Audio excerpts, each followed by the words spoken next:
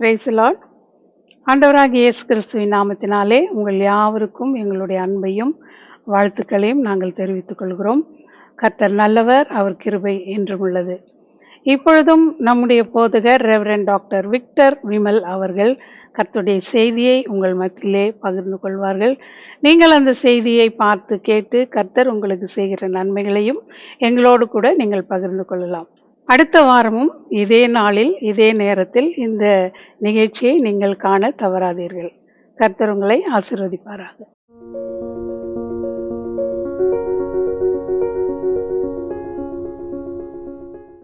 கர்த்தருடைய நாமத்திற்கு மகிமை உண்டாதாக. நீங்கள் என்னை காணவும் நான் உங்களோடு பேசவும் வாய்ப்பை தந்த தேவனை நன்றியோடு ஸ்தோத்திரிக்கேன். அது அல்லாதபடிக்கு இந்த நாளினுடைய செய்திக்கு ஆதாரமாக எபேசியருக்கு எழுதின நிருபம் 4வது அதிகாரம் 12-13 வசனத்தை வாசித்து பார்ப்போம். பரிசுத்தவான்கள் சீர்பொருந்தும் பொருட்டு சுவிசேஷ ஊழியத்தின் வேலைக்காகவும் கிறிஸ்துவின் சரீரமான சபையானது பக்தி விருத்தி அடைவதற்காகவும் அவர் சிலரை அப்போஸ்தலர்களாகவும் சிலரை தீர்க்கதரிசிகளாகவும் சிலரை சுவிசேஷகர்களாகவும் சிலரை மேய்ப்பராகவும் போதகராகவும் ஏற்படுத்தினார். எனக்கு அருமையான கர்த்தருடைய பிள்ளையில், ஒரு சபையில் ஒரு விசுவாசியினுடைய அல்லது நீதிமானாய் மாறி போக அவர்கள் பக்தி விருத்தி அடைய வேண்டும், சீர்பொருந்த வேண்டும் என்கின்ற காரியத்திற்காக இங்கு அப்போஸ்தலர்கள், தீர்க்கதரிசிகள், சுவிசேஷகர்கள், மேய்ப்பர்கள், போதகர்கள் என்று சொல்லி நியமித்து மக்களை தேவன் வழிநடத்த விருப்பப்படுகிறார். அது 1 12வது அதிகாரம் 28ஆம் வசனத்தை வாசித்து பார்க்கும்போது, முதலாவது அப்போஸ்தலர்கள், 2வது தீர்க்கதரிசிகள், 3வது போதகர்கள், பின்பு அற்புதங்களையும் பின்பு குணமாக்கும் வரங்களையும் ஊழியங்களையும் ஆளுகையையும் பலவிதமான பாஷைகளையும் ஏற்படுத்தினார் என்று சொல்லி இங்கு குறிப்பிடப்படுகின்றது. இப்போது இந்த செய்திக்கு தலைப்பாக தேவ சபை என்றால் என்கின்ற டைட்டிலை கொடுக்கிறேன். அதில் ஒரு கேள்விக்குறியும் வாய்க்கிறேன். இது ரொம்ப மிக முக்கியமான ஒரு காரியம். இன்றைய தினங்களில் சபை எப்படி இருக்கிறது, சபையில் பங்கு பெறுகிற நாம் எந்த விதமான திருப்தியோடு கூட இருக்கிறோம் என்கின்றதை நாம் யோசித்து பார்த்து அந்த சபையில் நாம் அங்கத்தினராக இருந்து பலப்பட வேண்டும். அது பக்தி விருத்திக்கு ஏதுவாக நாம் பலப்பட வேண்டும். அங்கு இருக்கிற குறைகளை காண்கிறதை பார்க்கலாம், நிறைவுகளை பார்த்து வளருகிற அனுபவம் கர்த்தருடைய பிள்ளைகளுக்கு வேண்டும். இந்த சபை கூடி வருதல் மிக அவசியமானது. சிலர் சபை கூடி வருதலை விட்டு விடுகிறது போல நாம் விட்டு விடாமல் என்கின்ற எபிரேயருக்கு எழுதின நிருபம் இது 10வது அதிகாரம் 25ஆம் வசனத்தின்படியாக உங்களோடு நான் பேசுகிறேன். அது மிக முக்கியமான ஒரு காரியமாக இருக்கட்டும். சபை கூடி வருதலை சிலர் விட்டு விடுகிறது போல நாம் விட்டு விடாமல் ஒருவருக்கொருவர் புத்தி சொல்ல கடவோம். நாளானது சமீபித்து வருகிறதை எவ்வளவாய் பார்க்கிறீர்களோ அவ்வளவாய் புத்தி சொல்ல வேண்டும் என்று சொல்லி இந்த சபையினுடைய முக்கியத்துவம் என்ன என்கின்றதை புரிந்து கொள்ள வேண்டும்.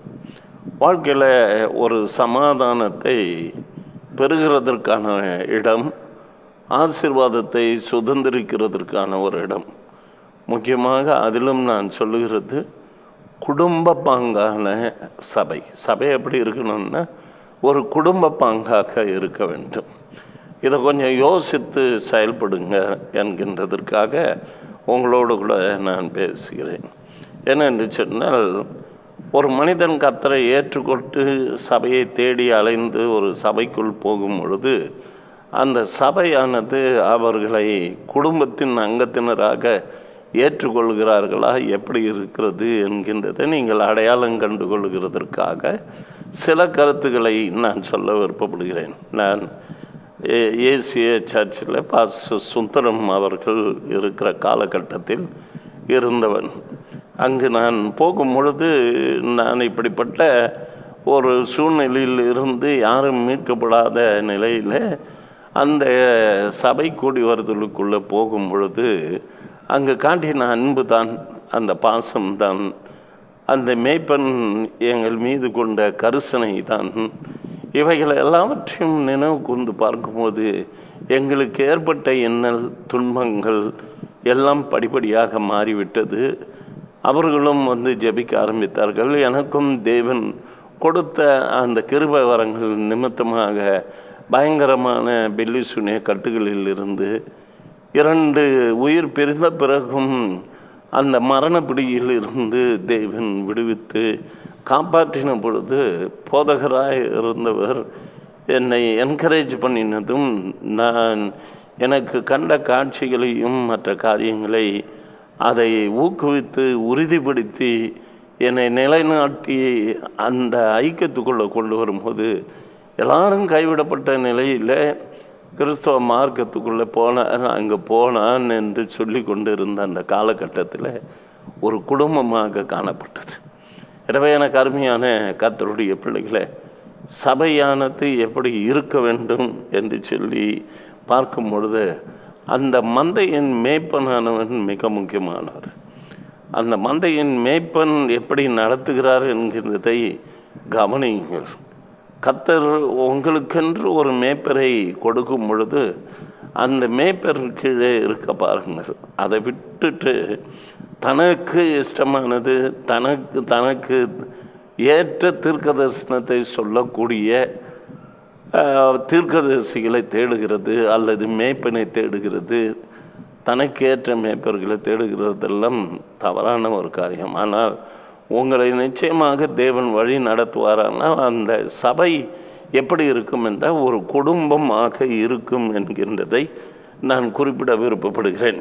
எசேக்கியேல் தீர்க்க தரிசன புத்தகம் 34 அதிகாரம் 12 வசனத்தை நாம் வாசித்து பார்க்கும் பொழுது, அந்த மேய்ப்பன் என்று சொல்லுகிற அவர் எப்படி இருப்பார் என்று சொல்லி பார்க்கும் பொழுது, மப்பும் மந்தாரமான நாள், அதாவது ஒரு மேய்ப்பன் சிதறுண்ட தன் ஆடுகளின் நடுவே இருக்கிற நாட்களில் தன் மந்தையை தேடிக்கொண்டு இருக்கிறது போல நான் என் ஆடுகளை தேடி மப்பும் மந்தாரமுமான நாளில் அவைகள் சிதறண்டு போன எல்லா இடங்களிலும் இருந்து அவைகளை தப்பி வர பண்ணி, நசல் கொண்டவைகள், காணாமல் போனவைகள், இவைகள் எல்லாவற்றையும் சரிவர நடத்துகிற ஒரு நல்ல மேய்ப்பன் நமக்கு உண்டாயிருக்குமானால் அதை விட சந்தோஷம் பாக்கியம் வேறு எதுவும் இருக்காது. எனவே எனக்கு அருமையான கர்த்தருடைய பிள்ளையே, அந்த இடங்களில் எப்படிப்பட்ட மக்கள் இருக்க வேண்டும் என்று சொல்லி பார்த்தால், ஆபிரகாமை போன்ற விசுவாச தகப்பன்மார்கள் இருக்க வேண்டும். இது ரொம்ப மிக முக்கியமானது. அதாவது விசுவாசத்தில் தாம் போகிற இடம் என்னதென்று அறியாதபடிக்கு புறப்பட்டு போனவரும், விசுவாசத்திற்கு எல்லாவற்றுக்கும் விசுவாசத்திற்கு அடையாளமாக காணப்பட்ட ஆபிரகாம் என்கின்றவர்களை போல இருக்கிற சிலரை அங்கு தேவன் வைத்திருப்பார். அவர்களையும் நீங்கள் அடையாளம் கண்டு கொள்ள வேண்டும். ஏனென்று சொன்னால், இங்கு ஆதியாகமம் 22 அதிகாரம் 12 வசனம், உன் ஏகசுதன் என்றும் பாராமல் எனக்காக பலியாக அவளை ஒப்பு கொடுத்தாய் என்று சொல்லி அவனை விசுவாசத்தின் தகப்பன் என்று அழைக்கத்தக்கதாக கர்த்தர் கிருபை பாராட்டினார். அவரை சார்ந்தவர்களுக்கு எல்லாருக்கும் அவனுக்குரிய வாக்குத்தத்தங்கள் எல்லாம் உரிதானது என்று சொல்லி ரோமருக்கு எழுதின நிருபம் 4 அதிகாரம் 16 வசனம் சொல்லுகிறது. என்ன சொல்லுகிறது? நியாயப்பிரமாணத்தை சார்ந்தவர்களாகிய சந்ததியாருக்கு மாத்திரமல்ல, நம் எல்லாருக்கும் தகப்பனாகிய ஆபிரகாமுடைய விசுவாசத்தை சார்ந்தவர்களான எல்லா சந்ததியாருக்கும் அந்த வாக்குத்தத்தம் நிச்சயமாக இருக்கும்படி அப்படி வருகிறது. எனவே ஒரு சபை என்று சொல்லும் பொழுது உன்னுடைய மேய்ப்பனும் சரி, அங்கே இருக்கக்கூடிய எல்டர்லி பீப்புளும் அவர்களும் ஒரு தகப்பனாக இருந்து உங்களை நேசிக்கக்கூடியவர்களாயும் விசுவாசத்துக்கேற்ற வழிவகைகளை சொல்லக்கூடியவர்களுமாய் சபை இருக்க வேண்டும். சபையில் அப்படிப்பட்ட ஒரு நபர் இருந்தாக வேண்டும். அதுக்கு அடுத்தபடியாக நீங்கள் பார்க்க வேண்டியது, ஒரு தாய் எப்படி இருக்க வேண்டும் என்று சொன்னால், ஒரு அன்னாளை போல ஜெபித்து அதில் பலனை பெறக்கூடிய ஒரு தாயை போல. அதாவது 1 சாமுவேல் 1:28 சாமுவேலை பெற்றெடுத்த கர்த்தருக்கென்று கேட்டேன், அவன் உயிரோடு இருக்கும் நாளெல்லாம் சகல நாளும் அவர்கள் கர்த்தருக்காக சேவை செய்ய வேண்டும் என்கின்ற அந்த நிலையில் கொண்டு போய் நிறுத்துகிற ஒரு தாய், தன்னுடைய பிள்ளையை கர்த்தருக்கென்று ஒப்பு கொடுக்கக்கூடிய ஒரு தாய். அங்கு நம்ம ஒரு சிலரை ஒரு தாயின் ரூபத்தில் நாம் பார்க்கக்கூடியவர்களாக இருக்க வேண்டும். அதிலும் விசுவாசத்தின் தாயாக. அடுத்தபடியாக அந்த தாய் தகப்பனுக்கு உரியவர்களாகிய நமக்கு ஒரு பாட்டியை கொடுத்தார் என்று இருக்கிற அளவுக்கு அன்னாள் என்னும் ஒரு தீர்க்கதரிசி இருந்தாலும் 84 வயது உள்ள ஒரு விதவை தேவனுடைய வீட்டில் இரவும் பகலும் உபவாசித்து ஜபம் பண்ணி கொண்டு இருந்தாள் என்று சொல்லி பார்க்க வேண்டும். அந்த வயது முதிர்ந்தவர்கள் சபையில் இருக்கிறதை நாம் தட்டிவிடக்கூடாது. அவர்களிடத்தில் நம்முடைய குறிப்புகளையும் கொடுத்து, நம்முடைய சபையில் ஒரு பாட்டி அவர்கள் இருக்கிறார்கள் என்று சொல்லுகிற அளவில் இந்த சபையை ஒரு குடும்பமாக நினைத்து பார்க்கிற ஒரு அனுபவம் இருக்கும் பொழுது உங்களுக்கு அடைக்கலம் இருக்கிறது, ஆசீர்வாதம் இருக்கிறது, சமாதானம் இருக்கிறது, சந்தோஷம் இருக்கிறது. ஆலயத்துக்கு போவோம் வாருங்கள் என்று சொன்ன உடனே அது மனமகிழ்ச்சியாக இருந்தது என்று சொல்லி சங்கீதக்காரன் சொல்லுகிறார்.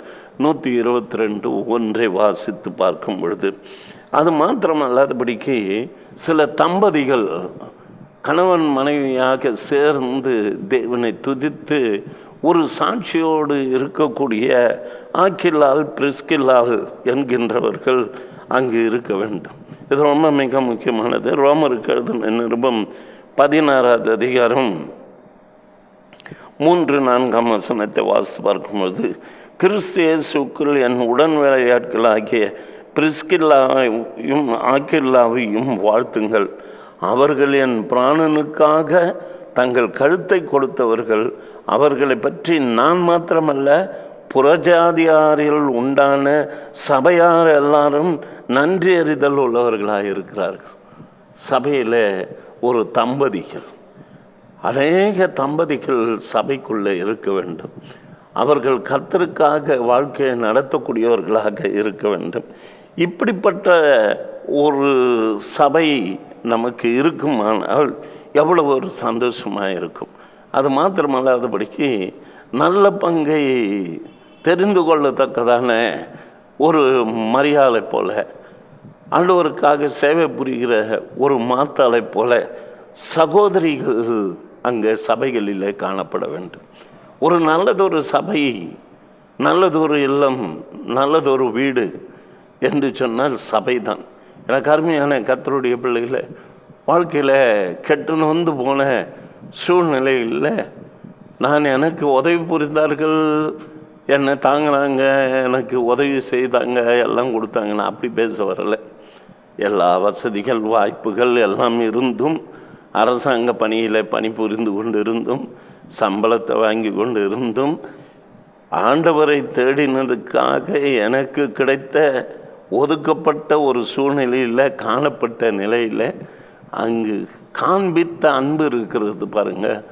அந்த அன்பு தான் என்னை கிறிஸ்து இயேசுக்குள் நிலை நிற்க வைத்தது. எனவே எனக்கு அருமையான கர்த்தருடைய பிள்ளைகளை, நீங்கள் என்ன சொல்ல விருப்பப்படுகிறீர்கள்? இங்கு மாத்தாள் மரியாள் போன்ற சகோதரிகள், லூக்கா 10வது அதிகாரம் 38-39 வாசித்து பார்க்கும்போது, அதுக்கு அடுத்தபடியாக இங்கே நம்ம பார்க்கிறது கொயரை பற்றி. இந்த பாடல் குழுக்களை குறித்து பார்க்கும்போது, அந்த பாடல் குழுக்களை நடத்தக்கூடியவர்கள் அதற்கு தலைமை தாங்கக்கூடியவர்கள், அதற்கு அசிஸ்டண்ட்டாக இருக்கக்கூடியவர்கள், இப்படியெல்லாம் நியமிக்கப்பட்டிருந்தது வேதாகமத்தில். அதாவது 1 நாளாகமும் 15ஆம் அதிகாரம் 19 22 வசனங்களை வாசித்து பார்க்கும்போது, பாடகராகிய ஏமானும் ஆசாப்பும் என்று சொல்லி ஒரு லிஸ்ட்டே போடப்பட்டு இருக்கிறது. அதை யார் யார் தம்புரங்களை வாசித்தவர்கள், யார் எதை துணிக்க பண்ணினார்கள், பஞ்சலோக கைத்தாளங்களை துணிக்க பண்ணினவர்கள் யார், இசையில் பாடினவர்கள் யார், சுரமண்டலங்களை வாசித்தவர்கள் யார் என்கின்ற எல்லா காரியங்களையும் அங்கு குறிப்பிடப்பட்டு இருக்கிறது. அதில் 16 வசனத்தை வாசித்து பார்க்கும் பொழுது, பாடலுக்கு ஆசாப்பு தலைவனாயும் சகரியா என்கின்றவன் அவனுக்கு 2ஆவதாகவும் இருந்தான் என்று சொல்லி பார்க்கிறோம். இசைக்கருவிகளை பாடகர்கள், பாடலை அவர்கள் லீட் பண்ணக்கூடிய லீடர்ஸ், இவர்கள் எல்லாரும் இருக்கும் பொழுது அவர்கள் நம்முடைய சகோதரர்களாக இருந்து அங்கு பாடுகிற காட்சிகளையும், சகோதரிகளாக இருந்து நம்முடைய குடும்பத்தில் ஒருவர் இருக்கிறது போல இருந்து பாவித்து நீங்கள் அந்த சபை கூடி வருதலுக்குள்ளே இருப்பீர்கள் என்று சொன்னால் அதை விட ஒரு பெரிய சந்தோஷம் எதுவாக இருக்காது. ஆலயத்துக்கு போவோம் வாருங்கள் என்று சொன்னால் மன மகிழ்ச்சியாக இருக்கிறது, மகிழ்ச்சி இருக்க வேண்டும். இன்றைய தினங்களிலே சிலர் சபை கூடி வருதலை விட்டு விடுகிறார்கள். அந்த ஆர்வம் குறைந்து காணப்படுகிறது. காரணம், அந்த சபைக்குள்ளே யார் யார் இருக்கிறார்கள் என்கின்றது தான் மிக முக்கியம். அதில் பாலிடிக்ஸ் இருக்குமானாலும் அந்த வந்து சேருகிற மக்கள் மத்தியில் சமாதானம் இருக்காது. என்னதான் சமாதானத்தை கொடுக்கக்கூடிய ஒரு தேவன் இருந்தாலும் கூட சபை கூடி வருவதற்குள்ளே வரும்பொழுது இப்படிப்பட்ட நபர்களோடு சேர்ந்து நாம் தேவனை துதிக்கும் பொழுது ஒரு குடும்ப சகிதமாக தேவனை தேடின ஒரு அனுபவத்தை காண முடியும். அதுபோன்று நெகேமியாவை போன்ற ஆட்களும் காணப்பட வேண்டும். நெகேமியாவின் புஸ்தகம் 6ஆவது அதிகாரம் இங்கு 10-11 வசனத்தை வாசித்து பார்ப்போம் என்று சொன்னால், அங்கு வேதம் என்ன சொல்லுகிறது என்றால், மெகதாபேலின் குமாரனாகிய தெலாவியின் மகன் செமாயா தன் வீட்டில் அடைக்கப்பட்டு இருக்கும்போது நான் அவனிடத்தில் போனேன். அப்போது அவன், நாம் இருவருமாய் தேவனுடைய வீடாகிய ஆலயத்துக்குள்ளே போய் தேவாலயத்தின் கதவுகளை பூட்டுவோம், வாரும், உம்மை கொன்று போட வருவார்கள், இரவிலே உன்னை கொன்று போட வருவார்கள் என்ற. அதற்கு நான், என்னை போன்ற மனிதன் ஓடி போவானா? என்னை போன்றவன் உயிர் பிழைக்கும்படி தேவாலயத்தில் போய் பதுங்குவானா? நான் போவதில்லை என்று சொல்லி. எனக்கு அருமையான கர்த்தருடைய பிள்ளையை, ஒரு தைரியம் உள்ள ஒரு புருஷனை அங்கு காண முடிகிறது. ஆண்டவர் மீது வைராக்கியம் கொண்ட ஒரு புருஷனை அங்கு காண முடிகிறது. கர்த்தருக்காக நான் வாழ்வேன் என்ற அந்த எண்ணமுடைய வாலிபர்களையும் அங்கு நாம் காண முடிகிறது. அது அல்லாதபடிக்கு இன்னும் ஒரு காரியத்தை பார்க்கும் பொழுது, உத்தமமாய் தேவனை பின்பற்றின யுத்தத்தில் வல்லவர்களாகிய யோசுவாவும் காலேபும். இந்த காலேபை குறித்து இங்கு வேணாம்னு சொல்லுகிறது. இங்கு உபாகமம் 1:36 எப்னேவின் குமாரனாகிய காலேப் மாத்திரம் அதை காண்பான். அவன் கர்த்தரை உத்தமமாய் பின்பற்றினபடியினால் நான் அவன் மிதித்து வந்த தேசத்தை அவனுக்கும் அவன் பிள்ளைகளுக்கும் கொடுப்பேன் என்று சொல்லி, புறப்பட்டு போன 6 லட்சத்துக்கு மேலான மக்கள் மத்தியில் 2 பேர் மாத்திரம் அந்த கானான் தேசத்துக்குள்ளே பிரவேசிக்கிறார்கள் என்று சொன்னால், அவர்களிடத்தில் காணப்பட்டிருந்த உத்தமம், பயபக்தி, கர்த்தருக்காக உண்டான வைராக்கியம், இவைகளை பார்க்கும் பொழுது அந்த கானான் தேசத்தை பார்த்து அதை சுதந்திரிக்க முடியுமா என்று சொல்லும்போது ஒவ்வொருவரும் பயமுறுத்தலான காரியத்தை சொன்னார்கள். ஆனால் காலேபும் மோசேக்கு முன்பாக வந்து ஜனங்களை அமர்த்தி அவன் பேசுகிறான், நாம் உடனே போய் அதை சுதந்திரித்து கொள்வோம், நாம் அதை எளிதாய் ஜெயித்து கொள்ளலாம் என்று சொல்லுகிறார்கள். எனவே எனக்கு அருமையான கர்த்தருடைய பிள்ளைகளை, அவர்கள் 2 பேர் மாத்திரம்தான் இங்கே என்னாகும் 14:30 எப்னேவின் குமாரன் காலேபும் நூனின் குமாரன் ஆகிய யோசுவாவை தவிர மற்றவர்களாகிய நீங்கள் நான் உங்களை குடியேற்றுவேன் என்று ஆணையிட்டு கொடுத்த தேசத்தில் பிரவேசிப்பதில்லை என்று சொல்லி. எனக்கு அருமையான கர்த்தருடைய பிள்ளை, இவர்களை குறித்து வேதாகமம் சொல்கிறது உத்தமமாய் பின்பற்றினார்கள். கர்த்தருக்காக யுத்தத்தில் இறங்கினவர்கள். இப்படிப்பட்டவர்களும் சபையில் இருக்கக்கூடியவர்களாக இருப்பார்கள். அந்த உத்தமமாய் தேவனை பின்பற்றுகிறவர்கள் இருப்பார்கள். அதே போன்று நோவாவை போன்றும் இருக்கக்கூடியவர்களாக இருப்பார்கள். நோவாவுக்கு கட்டளையிட்டு இந்த கட்டளையின்படியாக ஒரு பேழையை உண்டு பண்ண வேண்டும் என்று சொன்னபோது அதன்படியாக செய்து எந்த விதமான எதிர்மறையான கேள்விகளை தொடுக்காதபடிக்கு கர்த்தர் சொன்ன காரியத்தை நிறைவேற்றின நோவாவை போல இருக்கக்கூடிய மக்களையும் அங்கு காண முடிகிறது. அதுக்கு அடுத்தபடியாக நீங்கள் சபை என்று சொல்லும்போது சாமுவேல் போல ஒரு தீர்க்கதரிசியை அங்கு நாம் பார்க்குறோம். 1 சாமுவேல் 2:26 கர்த்தருக்கும் மனுஷருக்கும் பிரியமாய் அவன் நடந்தான் என்று சொல்லி, இங்கு சமஸ்த இஸ்ரவேலுக்கு அவன் ஒரு தீர்க்கதரிசியாய் காணப்பட்டான். ஒரு சபை என்று சொன்னால் யார் யார் இருக்க வேண்டும் என்று சொல்லி ஏற்கனவே பார்த்தோம். அப்போஸ்தலர்கள், தீர்க்கதரிசிகள், சுவிசேஷகர்கள், மேய்ப்பர்கள், போதகர்கள் என்று இருக்க வேண்டும் என்று சொல்லி, அப்படிப்பட்டவர்கள் நிச்சயமாக நம்முடைய குடும்பத்தில் ஒருவராய், சபையில் இருக்கக்கூடிய அங்கத்தினரில் ஒருவராய் நிச்சயமாக இருக்க வேண்டும். அவர்கள் ஒரு சாமுவேலை போல அவர் மனுஷருக்கும் கர்த்தருக்கும் பிரியமாய் நடக்கக்கூடிய மக்கள் சபையில் இருக்க வேண்டும்.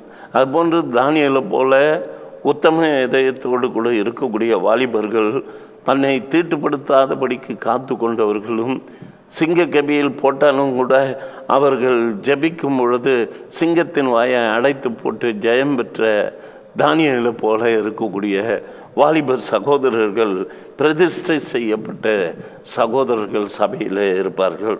எனவே சாட்சியை உண்டாக்கக்கூடிய விதத்தில் நடந்த சாத்ராக், மேஷாக், ஆபேத்நேகோ போன்றவர்களும் அந்த நெருப்பு சூளையில் போட்ட பொழுது கூட அக்னி சூளையில் வேகாது இருந்த 4வது நபராகிய ஒருவர் அவர்களோடு சுற்றி திரிந்ததை கண்டு ஒரு பெரிய சாட்சியை உண்டு பண்ணின மக்களும் அங்கு இருக்க வேண்டும். அது மாத்திரமல்லாதபடிக்கு தேவனுடைய வீட்டிலே எங்கும் உண்மை உள்ளவனாயிருந்த மோசேவை போல ஒரு சில பேர் இருக்கத்தான் செய்வார்கள். எனவே இவர்கள் எல்லாரும் அங்கு இருக்கும் பொழுது எதையாகிலும் அவர்கள் விசுவாசிகளிடத்தில் வாங்கினார்களா அல்லது மற்ற இடத்துல போன இடத்துல எதையாகிலும் கை நீட்டினார்களா என்று சொன்னால் இல்லை. ஆண்டவருக்கென்று உண்மையும் உத்தமமாக வாழ்ந்ததாக இங்கு வேதாகமம் சொல்லுகிறது. என்னாகமம் 16வது அதிகாரம் 15வது வசனத்தை வாசித்து பார்க்கும்போது, அப்போது மோசேக்கு கடுங்கோபம் உண்டு. அவன் கர்த்தரை நோக்கி, அவர்கள் செலுத்தும் காணிக்கையை அங்கீகரியாது இருப்பீராக. நான் அவர்களிடத்தில் ஒரு கழுதையை முதலாய் எடுத்துக்கொள்ளவில்லை, அவர்களில் ஒருவனுக்கும் யாதொரு பொல்லாப்பும் செய்யவில்லை என்று சொல்லி அவர்கள் இஸ்ரவேல் ஜனங்கள் மிஞ்சி பேசும்போது இவனுக்கு மனமுடைந்து அவன் பேசின பேச்சாக காணப்படுகிறது. எனவே எனக்கு அருமையான கர்த்தருடைய பிள்ளைய மோசேவை போல இங்கு வேதம் சொல்கிறது. எபிரேயர் 3வது அதிகாரம் 2ஆம் வசனம், தேவனுடைய வீட்டில் எங்கும் அவன் எப்படி இருந்தான்னா உண்மை உள்ளவனாக இருந்தானா. எனவே எனக்கு அருமையான கர்த்தருடைய பிள்ளைய உண்மை உள்ள ஒரு ஜனங்கள். இவர்கள் எல்லாரையும் நீங்கள் பார்க்கும் பொழுது இன்னொரு காரியத்தையும் தெரிகிறது. குடும்ப சகிதமாக சிறு சிறு பிள்ளைகளையும் அழைத்து கொண்டு வந்து பயபக்தியோடு கூட நடக்கக்கூடிய இந்த யோபு எப்படி தன்னுடைய பிள்ளைகளை வளர்த்து, ஒருவேளை இவர்கள் தவறு செய்திருப்பார்களோ என்று சொல்லி அவர்களுக்கு ஒரு விருந்து உண்டு பண்ணி அவர்களுடைய பாவங்கள் மன்னிக்கப்படுகிறதற்காக சர்வாங்க தகன பலிகளை இட்டு பயபக்தியோடு கூட நடத்தி வந்த அவனைப் போல சில குடும்பங்களும் ஆண்டவருக்கென்று பயபக்தியாக இருக்கும்படிக்காக சபை கூடி வருவதில்லை, சாரையாக குடும்பமாக வந்து இருக்கிற அந்த சபைக்குள்ளே நாம் இருக்கும் பொழுது எப்படி இருக்கிறதுன்னா, என் உண்மை உள்ளவன் இருக்கா, ஆண்டவருக்காக வைராக்கியம் கொண்டவர்கள் இருக்கிறாங்க, பயபக்தி உடையவர்கள் இருக்கிறாங்க, வேதத்தை நேசிக்கக்கூடியவர்கள் இருக்கிறார்கள், அன்பு காட்டக்கூடியவர்களாக இருக்கிறார்கள். அவர்கள் ஒரு தாயைப் போல, ஒரு தகப்பனை போல, ஒரு பாட்டியைப் போல, ஒரு சகோதர சகோதரியைப் போல இப்படி கலந்தவர்களாக இருக்கிற அந்த சூழ்நிலையில் நாம் ஆலயத்தில் இருக்கும் பொழுது எவ்விதமான ஒரு மகிழ்ச்சி தெரியுங்களா?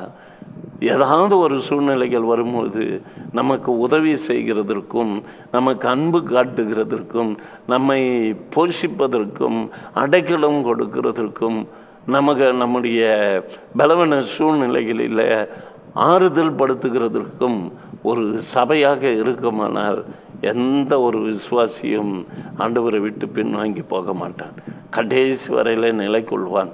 எனவே எனக்கு அருமையான கர்த்தருடைய பிள்ளைய, நீங்கள் எந்த நிலைமையில் இருக்கிறீர்கள்? நீங்கள் அப்படி அந்த சபைக்குள்ள ஒரு குடும்ப பாங்கான ஒரு சபையாக இருக்கிறது என்று உங்களால் சாட்சி சொல்ல முடிகிறதா? அல்லது உங்களுக்கு ஆறுதல், தேறுதல், சமாதானம், தீர்க்க தரிசனம், வெளிப்பாடு கொடுத்து உங்களை பக்தி விருத்திக்கு ஏதுவாக நடத்தி ஆண்டவருடைய வருகையில் எடுத்து கொள்ளப்படுகிறதற்கு உங்களை வழிநடத்தக்கூடியவர்கள் யாராகிலும் இருக்கிறார்களா? யோசித்து பாருங்கள். சபை என்றால் அது ஒரு குடும்பம். சபை என்றால் அதில் சகோதர சிநேகம் வேண்டும். சபை என்று சொன்னால் ஆரோக்கியம், சமாதானம், ஒருவருக்கு ஒருவர் தோள் கொடுத்து உதவி புரிந்து சமாதானத்தோடு இருக்கக்கூடியது தான் ஒரு சபை. எனவே எனக்கு அருமையான கர்த்தருடைய பிள்ளைகளை, இப்படிப்பட்ட ஒரு சபையை தேர்ந்தெடுக்க வேண்டும். ஒருவேளை தேவன் உங்களை அப்படிப்பட்ட சபையில் வைத்திருப்பாரானால் நிச்சயமாக நீங்கள் ஆசீர்வதிக்கப்பட்டவர்கள். அவர்களுடைய பாதப்படியிலிருந்து தேவனுடைய வசனத்தை நீங்கள் கேட்பீர்களானால் நீங்கள் பாக்கியமுள்ள ஜனமாக இருப்பீர்கள். கர்த்தர் உங்களை ஆசீர்வதிப்பாராக. நாம் ஜெபிப்போம்.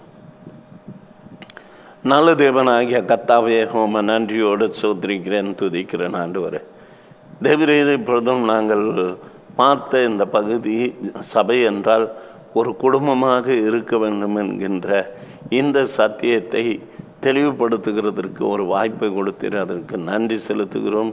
கிருபையாய் காத்து வழி நடத்தும். ஒவ்வொரு பிள்ளைகள் மத்தியிலும் இந்த சமாதானம், சந்தோஷம் உண்டாக இதை கேட்டுக்கொண்டு இருக்கிறவர்கள் ஒருவேளை ஒரு தாயை போல இல்லை என்றால் அவர்கள் தாயாய் மாறட்டும். ஒரு தகப்பனைப் போல இல்லாது இருப்பார்களானால் அவர்கள் ஒரு தகப்பனைப் போல இருக்கட்டும். சபை கூடி வருதலை சிலர் விட்டு ஒத்துழைப்பு இல்லாத ஒரு சூழ்நிலை, சரீர பிரகாரமான நன்மை இல்லாது இருந்தது என்று நினைக்கிறவர்கள் இந்த செய்தியை கேட்கும்போது சபை என்கின்றது எல்லா விதத்திலும் நமக்கு ஆலோசனை, பலன் எல்லாவற்றையும் கட்டளிடும், சமாதானத்தை தரும் என்கின்ற நம்பிக்கையோடு கூட இங்கே சபை கூடி வருதலை விட்டு விடாதபடிக்கு அதில் பங்கு பெற்று ஜெயம் பெற கர்த்தர் உதவி பாராட்டுவீராக. இயேசுவின் நாமத்தில் பிதாவே, ஆமேன், ஆமேன். Praise the lord. பிரைஸ். கர்த்தர் உங்களை ஆசீர்வதிப்பாராக. ஆமேன்.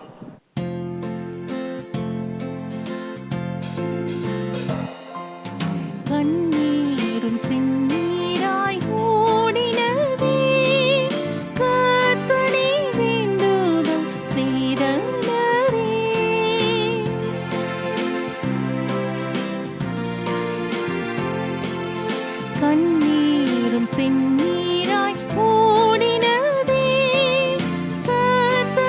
வேண்டுதல் செய்தனரே. அழுகை ஜெயிக்க, பாவத்தை மீட்க தொங்குகின்றார் உனக்காய். அழுகை ஜெயிக்க, பாவத்தை மீட்க தொங்குகின்றார் கெத்செமனே தோட்டத்தில் இன்றும் என் ஆண்டவா. கெத்செமனே தோட்டத்தில் இன்றும் என் ஆண்டவா. என் சித்தமே அல்லவென்றார், உம் சித்தமே ஆகட்டுமே. கெத்செமனே தோட்டத்தில் இன்றும் என் ஆண்டவா.